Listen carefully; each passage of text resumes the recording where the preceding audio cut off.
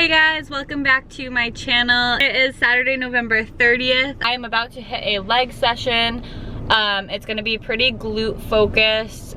I usually make up all my own workouts every day. I have like a list of them in my notes. I watched a YouTube video yesterday and I decided to try someone else's workout because I am getting pretty bored with like doing the same things. So if you guys don't know Brett Contreras, he is known as the glute guy. Look him up on Instagram. He puts a lot of informational posts and everything like that.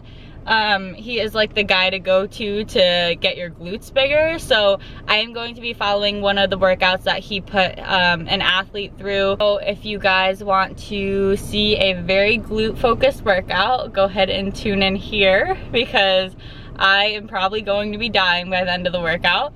But yeah, I will take you guys along and show you guys. I am also filming on my new camera. I'm so excited. It's a Canon G7X Mark II. I just got it in the mail yesterday and I've been kind of playing around with it, so we're gonna see how it goes today, filming and everything. I'm not really sure how the voice will sound yet, but we'll see. And yeah, so I will show you guys the workout here. Okay guys, so it is now Sunday. I am going to be going through my glute focused workout with you guys. You'll be able to see it on the screen, and then I'm going to kind of give some tips and tricks while you're watching me work out so you can see it being done and I can tell you exactly like what I'm focusing on during that time. Okay, so let's get to it. Okay, so first things first, if you guys see me looking down, I am looking at myself on my laptop. I always start with a warm-up, always, especially on leg day because there's so many different muscles and everything that you could pull. So I want to make sure I am being safe and I start with a warm-up. What you're seeing here is a dynamic warm-up, also a glute activation. So what I do is kind of any movement to get my glutes activated. I started with banded, seated, and laying abduction, and then I moved on to a frog stance with the abduction, so my feet are like this.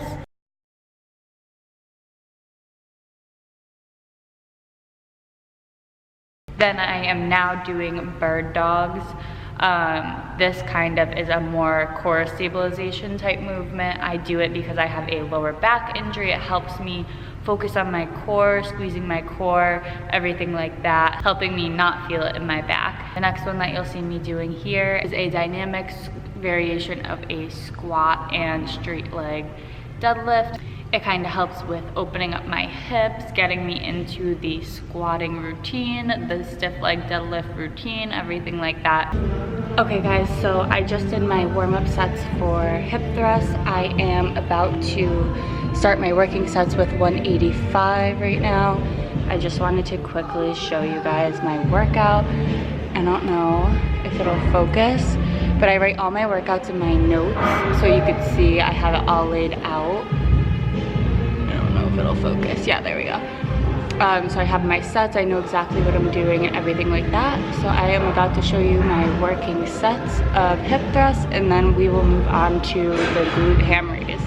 Okay, so you guys can see here that my first exercise is the barbell hip thrust. I set this up on a bench, hopefully something that will not move, so when I push the weight up and get it on me, the bench doesn't move back and everything slides back. So make sure it's stable. What you want to do is roll the barbell onto you. Always use a pad because that stuff hurts pretty bad, especially you can get like bruises on your hips and stuff. So I use a pad for my hips, and then what you want to do is bring your feet as close as possible to your body while you have the bar kind of on your hips, and then you're going to push up, and by that time your shoulder blades will be pretty much on the bench, and if they're not, we want to walk yourself back on the bench and make sure like pretty much a good amount of your back is on the bench and it's right under your shoulder blade area so that you can have a good majority of your body on the bench. Now you want to keep your chin tucked down. You want to align your shins so that they're vertical, so your knee is directly over your feet and your feet are pointing slightly out. They don't have to be like this, but not straight. Have them slightly diagonal. And then what you're going to do is keep your chin tucked down. You want to move from the sternum down. So you're going to lower the weight with your hips just as far down as it'll let you without moving too much of your body down. And then you're going to thrust it back up. You want to come pretty much parallel. You don't really want to go hyperextended at any point, because then that's just your back instead of your glutes. So give a good squeeze at the top, then lower all the way down, good squeeze at the top, everything like that. Okay, so the next exercise that I moved on to is the Glute-ham raise, and this is done on a back extension machine. What you want to do is situate the pad so that it's lower than your hip level so that you can fully bend over the entire machine. You want to bend as far down as you can, and what you want to do to focus this on your glutes is to kind of round like your whole back. I keep my arms crossed in front of my chest like this to ensure that I'm rounded the whole time. You want to keep your head tucked down, and you want to position your feet diagonally again so that your hips are externally rotated and you're able to feel it more in your glutes. So the next thing we're moving on to is the heel raised goblet squats. We do them with the heels raised because it puts more emphasis on the glutes and the quads. I usually go pretty narrow or shoulder width stance. I don't really go super wide here. You want your feet again pointed out a little bit to help focus on the glutes more. You want your back straight the whole time. You want to be pretty vertical. You don't want to be leaning over a lot because that'll take the tension off your glutes a little bit. So you want to go all the way down, and as you go down, you want your knees to go wide. So don't let the knees cave in, and don't let them be like straight over your feet. You want them to go wider, and you'll feel it way more in your glutes. The next exercise that I am doing is the cable glute kickback. There's multiple ways you can do this. I find that the way that I feel it the most, that I usually stick to, is standing. I lean all the way over pretty much so that I'm horizontal. My torso is like parallel with the floor. And then I hang on to the poles there to make sure I'm stable with the cable around my foot. I start in a slightly bent position with my leg that I'm going to be kicking back. And then I straighten it out as my leg is kicking back. Get a good glute squeeze. What you want to focus on here is that your lower back is not hyperextending. So a lot of people like push their butts out, but it's not meant to look like that. You shouldn't be hyperextending the low back. The next exercise that I am doing is a stiff leg kettlebell deadlift. So I raise myself up because I am very flexible. My hamstrings are super flexible, so I can go down pretty far, and from the ground it's just not enough of a stretch for me. So I like to hang the kettlebell down a little more, so I am raised up on a platform. I would suggest doing that, or raising yourself up on plates or something if you are super flexible and don't really feel it as much. What you want to do is make sure when you grab the weight, you go down, get a good stretch, kind of go slow on the way down so you can really feel it in the hamstrings and glutes. And then when you come up, you want to power up, not too fast, but power up, use those legs. Keep your chin tucked down, and that is going to prevent you from hyperextending your back again and really feeling it in the glutes and squeezing the glutes. Again, with this exercise, my feet are slightly turned out again so that I am in hip external rotation. Okay, so the next exercise you see me doing is a raised curtsy lunge. I actually haven't done curtsy lunges in a long time. So what you're gonna do is start on a platform, and you don't have to hold a dumbbell, especially if you're just a beginner. You won't want to like hold a dumbbell yet. Maybe just focus on like the movement and core stability and everything like that. So you want to start on a platform, and then what you're going to do is with one leg, take the leg off, and you see me holding onto a bar here. That's for stabilization. I'm not really using it to push myself up or anything like that.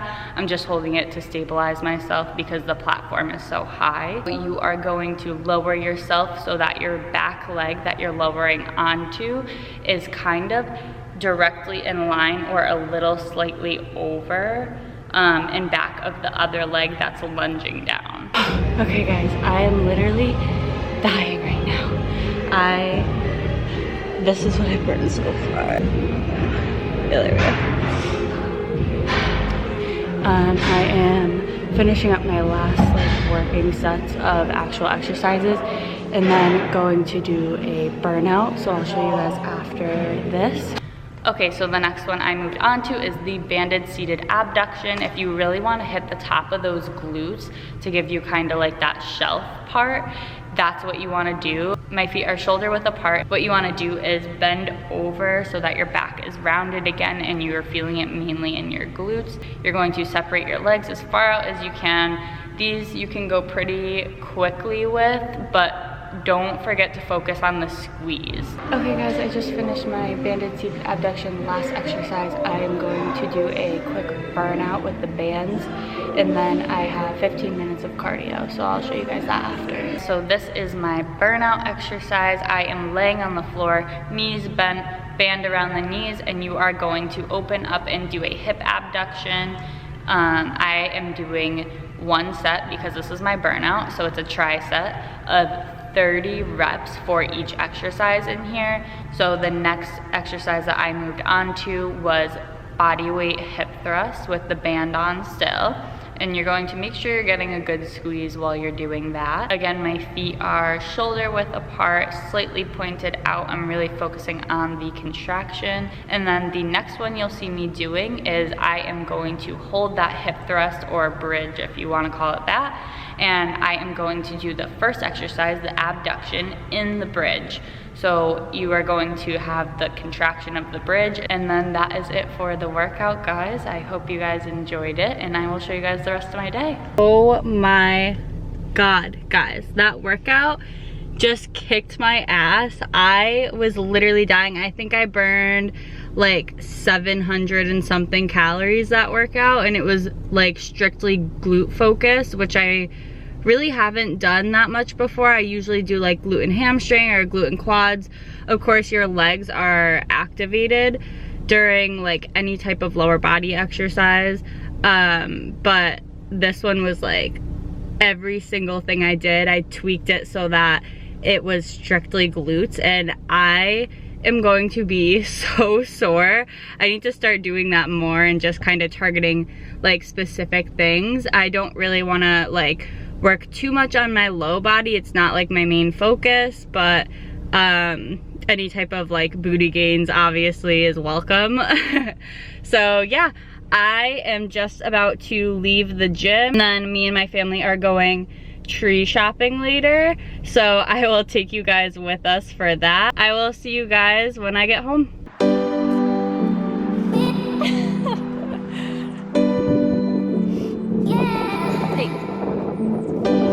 Where are we going, guys? You have issues. Where are we going? Nowhere. Christmas tree shopping. God.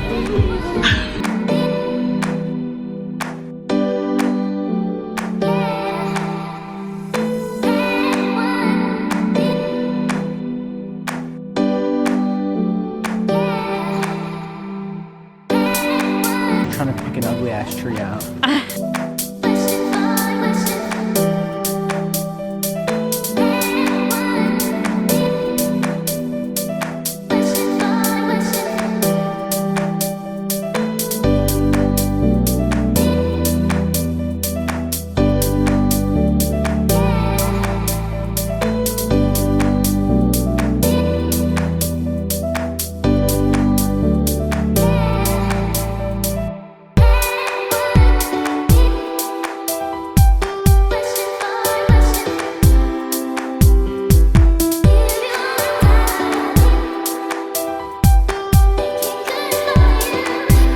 Okay guys, so I hope you guys enjoyed the workout and me explaining it. Let me know in the comments if you like that type of thing rather than just playing music and you guys seeing me work out.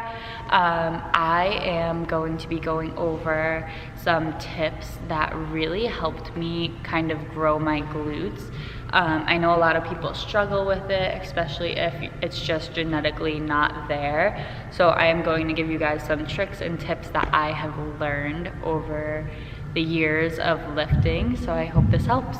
So the first one would be you need to eat. So if you are not in a caloric surplus or right around your maintenance calories, if you're a beginner, they can get away with the maintenance calories and growing, but really like a caloric surplus is going to be what helps you grow. You cannot grow unless you are in a caloric surplus. So you don't have to be in a huge caloric surplus, it can be a slight caloric surplus so that you gain lean mass. The second thing is you want to be working hard in the gym, guys. This doesn't mean that you have to do low reps and super high weight, but you can put in a variety of stuff. So one week do that, and then the next week do higher reps and a little bit lower moderate weight, and then the next week do negatives, and then the next week do pause reps. You can switch it up, and the variety is what's gonna help you guys kind of shock that muscle and help it grow. Because if you keep doing the same thing, your body's gonna get really used to it and you're not gonna see as much growth. The third tip is progressive overload. So let's say I am using 135 pounds for hip thrusts and I'm doing 10 hip thrusts. And let's say it's really hard for me the first week. And then the second week it's like, oh, okay, like I can get used to this. Like I think I could do a couple more reps. And then the third week I'm like, wow, this is really easy. Progressive overload means that when it gets super easy like that, you wanna go up in weight and keep challenging yourself. Either do more reps with 135 or put extra weight on and do the same amount of reps that you were doing. So this is going to be increasing your volume and increasing how much weight you put on the bar and how many reps you do, and that's progressive overload. That's what's gonna get you guys to actually see changes in yourself. The fourth tip, and a really important one, is to switch up your exercises that you do. There are staples that I always do in my workouts for each muscle group. For glutes, they're always hip thrusts, squats, some type of kickbacks, some type of glute extension, some type of deadlift, like stiff leg deadlift or sumo deadlift.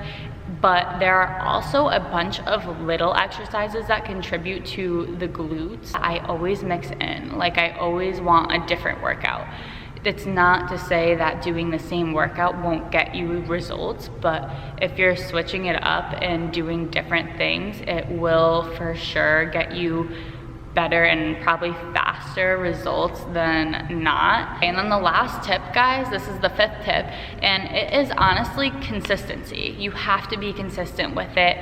What I find works the best, especially for people that haven't been working out that long, is hitting legs / glutes 2 times a week, because it allows for you to hit that muscle group hard, go hard in the gym, recover fully before your next glute / leg day, and then do it again, and then recover fully before the next one. If you're not recovering from your workout, then you can't grow on top of that. So if you're doing glutes and then you're doing it 2 days later and you're super sore, that's not gonna help you. It's just going to hurt you. So allow for enough recovery and then just be consistent with it. It doesn't take a long time to grow your glutes, but it does take a good amount of time to like see major results. You don't give up because you don't see it in a week. You're gonna see it in a month, and then it's just gonna get better from there. And if you keep giving up and then starting again, the less consistent it will be and the less results you will see. And I didn't mean to rhyme. Okay guys, so that is it. I hope you guys liked this video. If you did, give it a thumbs up for me. I really appreciate it and it helps the channel a lot. If you want to see more videos like this, hit that subscribe button in the corner and you will be notified when I release my next video. So I will see you guys in the next one.